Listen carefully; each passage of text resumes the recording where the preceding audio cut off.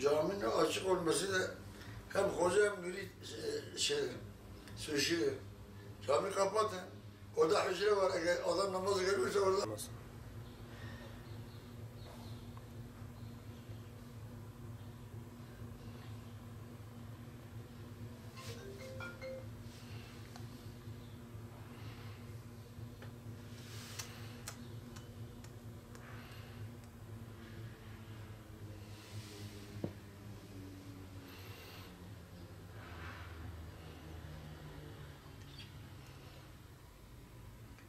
O kefendir. He, kefendir. Kefen orada ne yapıyor? Bir parça orada kalmıştı dipte. O getir buraya.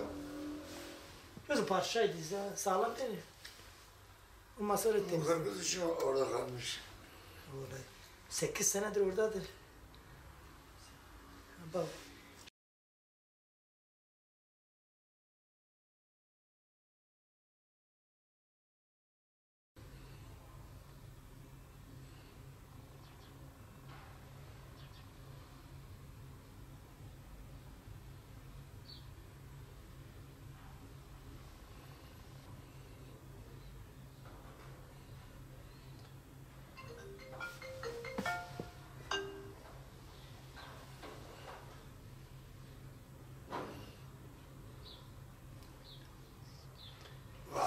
Nereye gitti?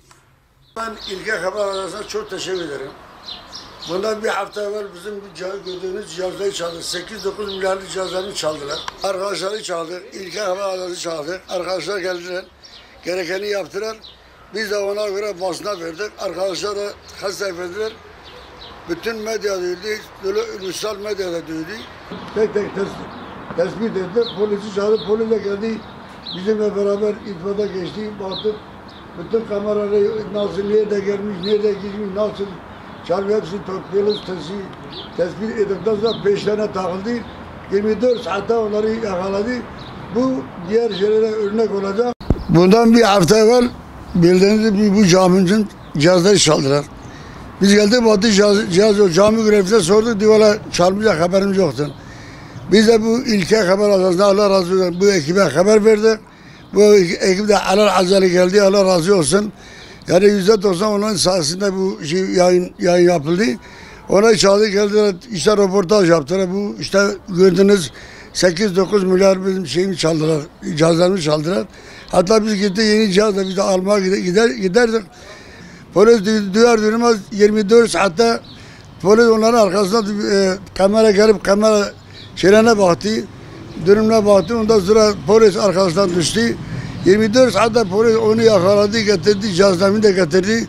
Ben ne kadar emniyet teşkilatına teşekkür ederim azdır.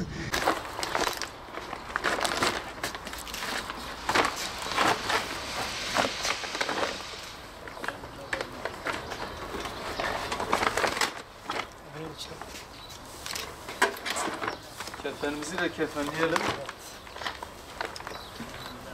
İnşallah onlara kefen olur. Eğer bu ahlakını değiştirmezse Allah kefen olur. Değişirse bir halay edeceğiz.